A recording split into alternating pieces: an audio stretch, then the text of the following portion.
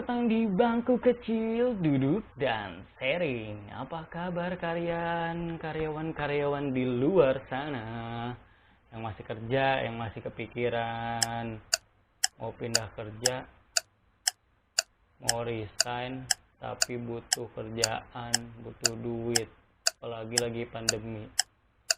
Mau buka usaha, tapi nggak punya modal. Bingung kan? Gak usah bingung. Keputusan yang lo ambil itu adalah keputusan terbaik. Jadi, bertahanlah kalau masih butuh. Oh no! Kali ini gue bakalan ngebahas tentang pelanggaran-pelanggaran yang terjadi di perusahaan-perusahaan. Banyak loh, pasti lo pernah ngerasain. Sebenarnya pelanggaran-pelanggaran itu nggak adil buat kalian karyawan-karyawan di luar sana. Salah satunya yang bakalan gue bahas pertama adalah lembur yang tidak jelas.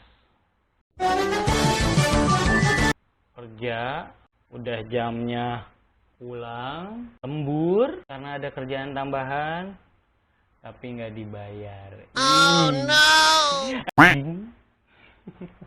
Kesel itu, bikin kesel.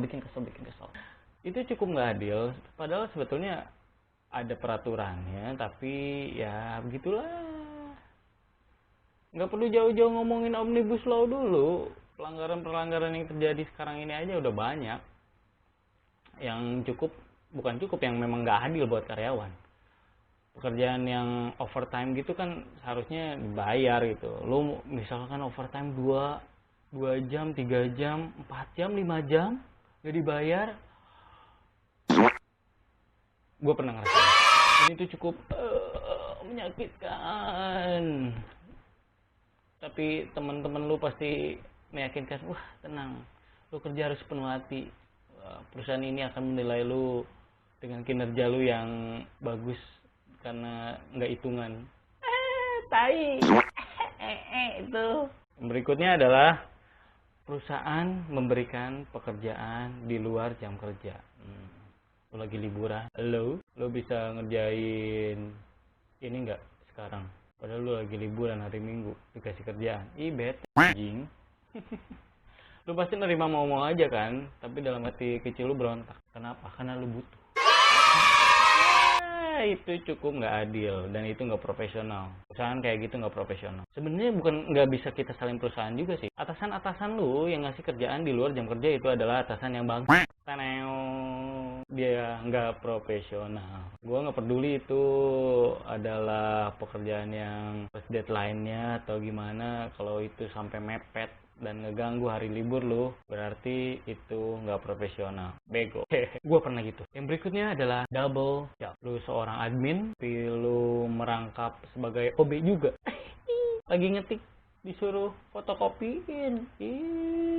Lu siapa yang nyuruh anjing? Belum lagi pekerjaan yang misal nih, dalam satu divisi itu ada 2 admin, satu adminnya resign dan pekerjaannya itu dialihin ke lu. Otomatis lu kan double job. Dan itu nggak asik kan kalau double job gitu. Dan lu terima aja karena lu butuh duit. Dan itu gak bagus. Ini akan menambah tingkat stres lo. Kanan lo juga bakal nambah. Ketika lo mau ambil nih kerjaan, gak enak jing. Dan kalau punya atasan pemikirannya kayak gitu, ngasih bawahannya double job, itu gak profesional. Gua pernah gitu. Berikut, perusahaan tidak transparan. Banyak ditemuin kayak gini nih. Kayak misalkan jaminan kesehatan, jaminan BPJS atau jaminan lainnya, ternyata kalian tidak nerima selama bekerja di situ, itu nggak profesional. Perusahaan kayak gitu. Slip gaji lu pernah nerima nggak pernah, harus minta dulu.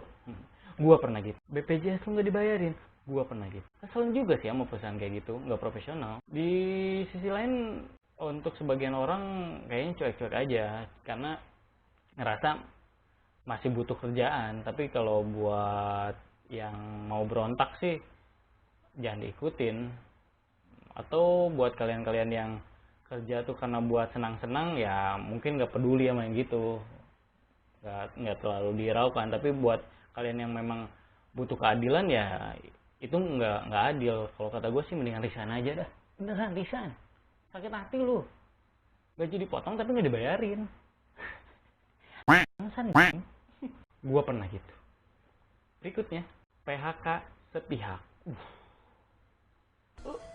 Lu di PHK, gak dapat pesangon, cari-cari kesalahan lu, dipindahin ke divisi yang lu gak suka, padahal intinya lu mau di PHK. Ini nih, paling banget. Karena perusahaan apa? Mereka gak mau bayar pesangon. Udah kebaca, hampir semua perusahaan yang pernah gue datengin, maksudnya gue pernah ikut kerja di situ. Mereka sering mensiasati itu buat nge-PHK karyawannya, tapi dengan cara yang anjing. Kayak gini contohnya. Ini perusahaan udah gak suka nih sama nih karyawan nih, mau di PHK, tapi dibikin gak betah. Dia pertama ada di divisi A, wah dia dipindahin di divisi C, yang sebenarnya ini tuh nggak relate sama keahliannya. Akhirnya kan gak betah tuh. Wah, ini celah buat perusahaan. Nah kalau udah gak betah gini nih, ini pasti resign. Ini nih cerdiknya perusahaan, dipindahin ke divisi yang dia nggak suka, terus akhirnya karyawan itu resign. Akhirnya nggak dapat pesangon. Jadi rata-rata sih mereka nempatin karyawan di divisi yang mereka nggak suka, atau dicari-cari kesalahan lah. Wah sampai di SP segala, akhirnya mereka ngundurin diri, atau mereka dikasih pilihan, lu mau ngundurin diri sendiri atau dipindahin ke divisi yang lu nggak suka gitu. Itu sering banyak ditemuin. Gua belum pernah gitu. Selanjutnya, perusahaan tidak memberikan jaminan perlindungan kerja. Wah ini yang bahaya. Apalagi buat lu yang kerjanya lumayan ekstrim lah, atau lu di bagian-bagian produksi, wah itu lebih bahaya. Pas lu lagi misal nih lu orang maintenance, lagi benerin lampu terus lu jatuh, gerotak, perusahaan cuma bilang, bye bye. Nah ini, perusahaan kayak gini harus bener-bener lu hindarin. Kenapa? Ini bakalan berpengaruh suatu saat nanti bila misal lu kena kecelakaan kerja, atau lu mengalami celaka waktu bekerja gitu. Lu kesetrum tiba-tiba, atau jatuh pas lagi kerja, lu jatuh, terus perusahaan nggak bertanggung jawab, nggak ngasih jaminan, dan itu cukup berbahaya buat lu semua. Gue belum pernah kayak gitu. Dari beberapa yang gue share tadi itu tentang pelanggaran-pelanggaran yang banyak terjadi di beberapa perusahaan, gue dapat kesimpulan gue gini sih, perusahaan dapat seenaknya aja melakukan pelanggaran itu karena pemerintah sendiri sebetulnya gini nih, tutup mata, tutup telinga.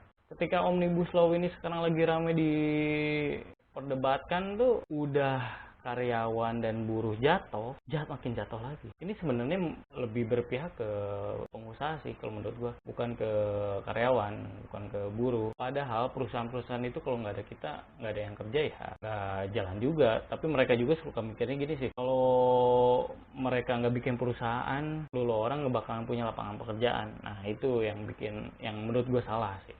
Memang satu sama lain kita saling berhubungan, tapi ada baiknya perusahaan dan karyawan itu saling bersinergi ya, bersatu gitu, nggak saling bertolak belakang. Kalau perusahaan adil ke karyawan, gue yakin mereka akan memberikan performa terbaiknya buat perusahaan. Dan satu lagi, gue paling gak suka dalam satu perusahaan itu ada penjilat, dan penjilat itu bangsat, dan yang dijilat itu goblok.